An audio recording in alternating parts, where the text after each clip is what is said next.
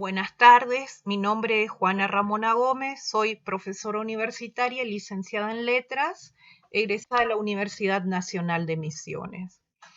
En esta instancia vamos a hablar un poquito de la importancia de la lectura, de la importancia de la alfabetización académica en la formación profesional. Vamos a arrancar esta presentación con una frase de Montes que dice así, cito, leer es, en un sentido amplio, develar un secreto. El secreto puede estar cifrado en imágenes, en palabras, en trozos privilegiados de ese continuum que llamamos realidad. Fin de cita, Graciela Montes. Cuando hablamos, como lo dije al inicio, cuando hablamos de lectura, cuando hablamos de la actividad de leer, automáticamente se nos viene a la cabeza que hablamos de una alfabetización académica.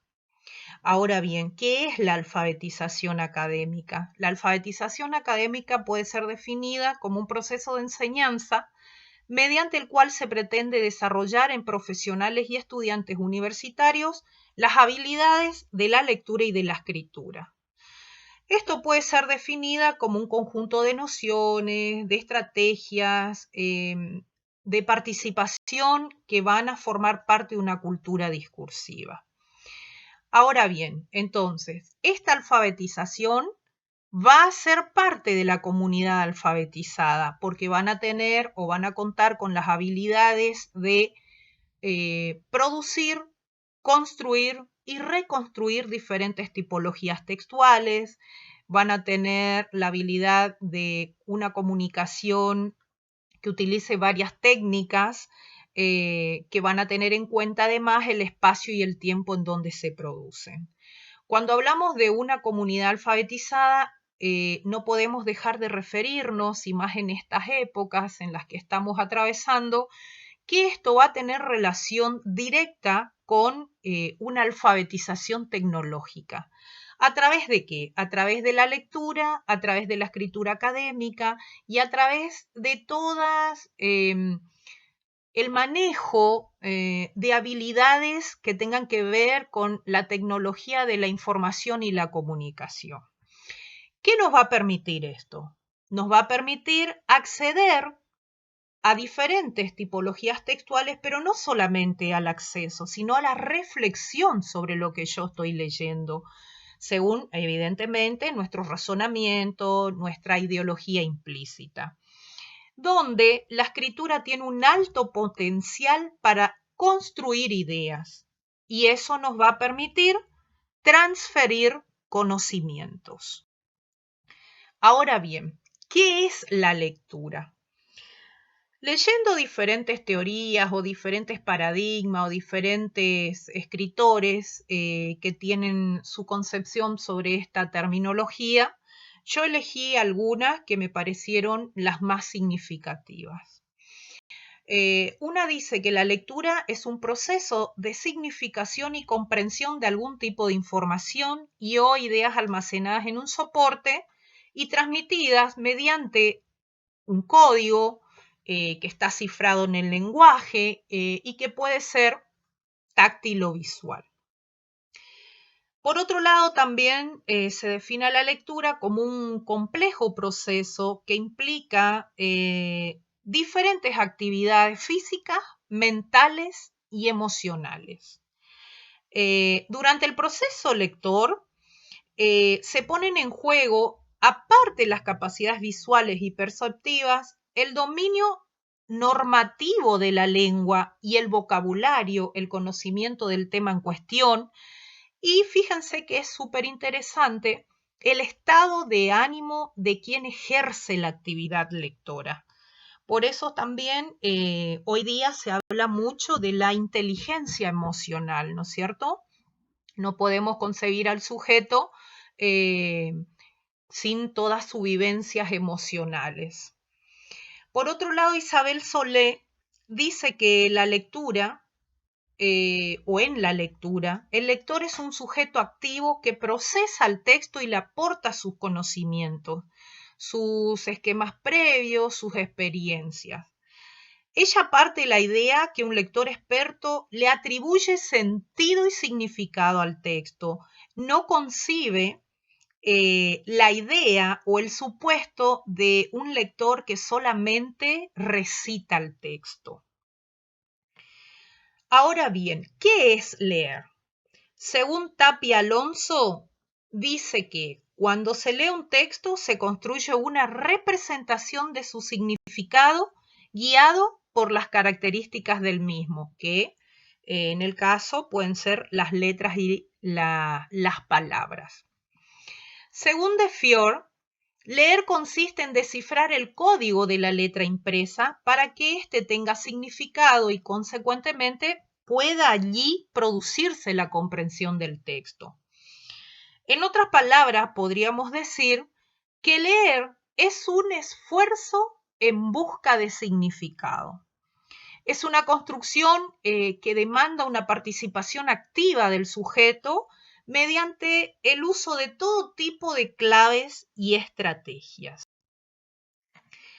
Seguidamente tenemos tres citas de escritores muy reconocidos sobre la definición de lectura. El primero es de Sáenz, el segundo es de Spolsky y el tercero es de Jeppard. Sáenz define la lectura como, cito, una actividad instrumental en la cual no se lee por leer, sino que se lee por y para algo. Siempre detrás de toda lectura ha de existir un deseo de conocer, una ansia de penetrar en la intimidad de las cosas. Fin de cita. Básicamente lo que nos quiere transmitir Sáenz es que para leer eficazmente se necesita estar preparado. Se necesita contar con una buena capacidad intelectual, una madurez mental, así como manejar las normas y reglas del lenguaje escrito. No deja de ser interesante también acá, ¿no es cierto?, que él remarca que se lee por y para algo. Así que bueno, eso lo dejo ahí como para seguir en una próxima presentación. Polky expresa que la lectura, cito, no puede ser separada de la educación del lenguaje. La selección de qué lengua deben aprender a leer los niños es crucial y una vez que los pasos iniciales en la instrucción de la lectura son pasados, la lectura se transforma en el enriquecimiento del lenguaje. Fin de cita. Bueno, entonces lo que nos quiere decir este autor es que la lectura, él lo ve como un conjunto de habilidades, es donde se va a presentar en el proceso de aprendizaje y que ya debe de ser desarrollado y planificado en los primeros años de enseñanza de los estudiantes. La última cita de Jeppard dice que, cito, la lectura es la palabra usada para referirse a una interacción por la cual el sentido codificado por un autor en estímulos visuales se transforma en sentido en la mente del lector. La interacción siempre incluye tres facetas. Debe tener un material legible, los conocimientos deben ser certeros y estar a la orden del día por parte del lector, y eso también va a implicar actividades fisiológicas e intelectuales. Fin de cita. Ahora bien, hay diferentes formas de leer un texto. Podemos hablar de una lectura oral, de una lectura silenciosa, de una lectura compartida, de una relectura, etc. La actividad de leer, vuelve a marcarse acá, se debiera de hacer con un propósito determinado, ¿sí? Sin caer en que sea la lectura como un fin en sí mismo y que sea exclusivamente utilitarista. No estoy diciendo eso, ¿sí? Entonces, ¿por qué leemos? Y bueno, podemos leer para entretenernos, para disfrutar de nuestro tiempo de ocio, para informarnos, para comprender lo que estamos leyendo. La lectura oral, evidentemente, se hace en forma oral cuando una persona fonetiza las letras del texto.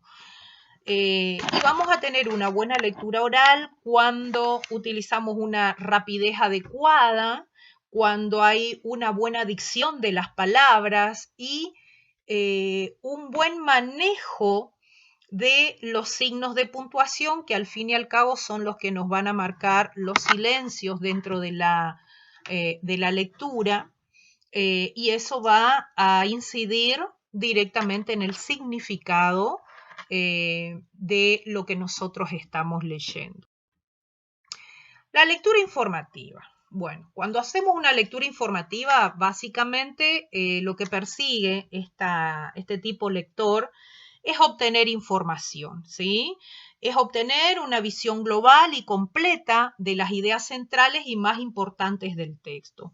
Lo mismo que si leyéramos exclusivamente textos informativos.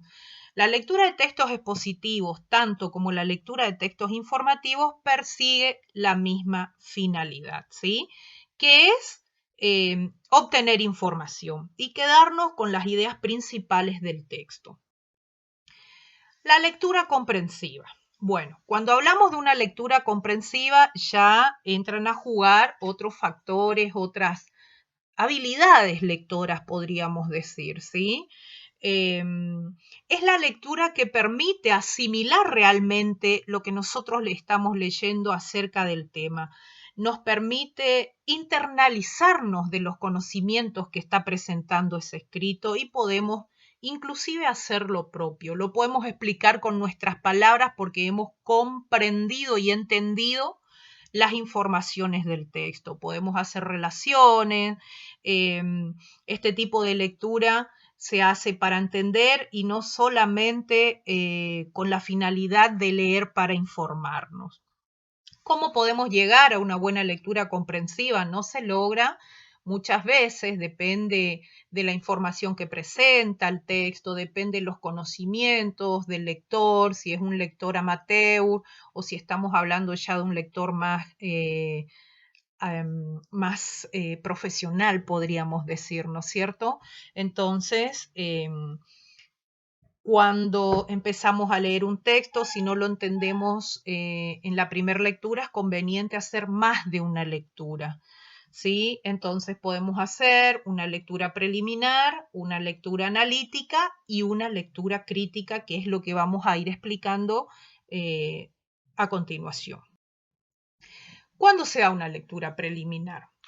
Bueno, la lectura preliminar es aquella donde uno entra a hipotetizar de cómo estará organizado el texto, hace hipótesis predecibles acerca del contenido, cómo está organizado. Es como una lectura de acercamiento que va a conducir a la comprensión de un tema, ¿sí? Entonces ahí se van captando las primeras ideas, serían como los primeros pasos para recorrer el texto. Las técnicas para una buena comprensión lectora, ¿cuáles serían? Poner atención a lo que uno está leyendo, subrayar ideas principales de cada párrafo, elaborar una lista que me permita a mí jerarquizar ideas, relacionar ideas, conceptos. Esto es lo que va a permitirnos ubicar rápidamente los nudos o las ideas fuerzas que tiene el texto. También para tener una buena comprensión lectora se debe utilizar el diccionario en el caso de que nosotros nos encontremos con terminologías que desconocemos el significado. El razonamiento debe ser exclusivamente en lo que literalmente está escrito y no lo que a nosotros nos gustaría que esté escrito en el texto, ¿sí? No hay que dejarse llevar por impresiones personales. Al final de la lectura tenemos que tener bien en claro los conocimientos y en caso de no comprender o tener alguna duda sobre el texto, habría que volver a releerlo y focalizar otra vez la atención en algunos conceptos, ideas o párrafos. La lectura analítica o estructural, ¿en qué consiste? ¿Para qué se hace? Esta se realiza específicamente con el fin de identificar los núcleos de información del escrito y poder organizarlos. Cuando hablamos de núcleos de información, podemos hablar de la idea central, también conocido con el nombre de tema. Eso nos va a permitir en la percepción de las ideas primarias, también ubicar cuáles son las ideas secundarias del texto, o también donde hay informaciones puntuales sobre algunos conceptos, algunas definiciones. La lectura crítica. Bueno, cuando llegamos a esta instancia ya es un buen eslabón, podríamos decir, en el proceso de comprensión textual. La lectura crítica es una actividad sistemática que parte del nivel de la expresión lingüística. Se asume como un proceso de comprensión y valoración del discurso positivo y, si no, también de los discursos literarios. La lectura crítica incluye diferentes tipos de juicios, lo podemos llamar. El juicio de la realidad o la fantasía, el juicio del hecho o la opinión, los juicios de valores, los juicios sobre la propiedad de las partes, el juicio sobre la aceptabilidad de lo que estoy leyendo. Ahora bien, la lectura de estudio, ¿para qué se realiza? Bueno, ya me lo dice la palabra, ¿no? El alumno, ¿cuándo se realiza? Es cuando el alumno lee, relee, toma notas, analiza el material. Es una selección cuidadosa de todas las ideas textuales, de los hechos, de los detalles, según la finalidad, ¿sí? Aquí también hay que hacer un parate y especificar que se lee con un propósito, ¿sí? Por eso dice, ¿hay que determinar la finalidad de la lectura? Y la respuesta es por supuesto. Es el primer paso para un estudio mejor. Pero no hay solo una finalidad, insisto, no específicamente una lectura utilitarista, ¿sí? O en todo caso, abramos más el juego y presentemos diferentes fines o propósitos lectores, porque no solamente se lee para estudiar, yo puedo leer para entretenerme, puedo leer para inspeccionar, para hacer un examen previo, para remarcar, para hacer una presentación visual de la información. La lectura de estudio, ¿qué le permite al estudiante? Que utilice justamente la actividad lectora como una herramienta básica e indispensable para adquirir nuevos conocimientos. Y eso es, ¿no es cierto?, para eso. Bueno, y para finalizar la presentación, me quedo con una frase del poeta chileno, que es uno de los que más me gusta y que tiene también mucha metáfora respecto de lo que estamos tratando de desarrollar en esta presentación, que tiene que ver con la lectura y la alfabetización académica. Entonces Neruda dice, cito, muere lentamente quien no viaja, quien no lee, quien no oye música, quien no encuentra gracia en sí mismo. Muchas gracias por su atención y nos estaremos viendo.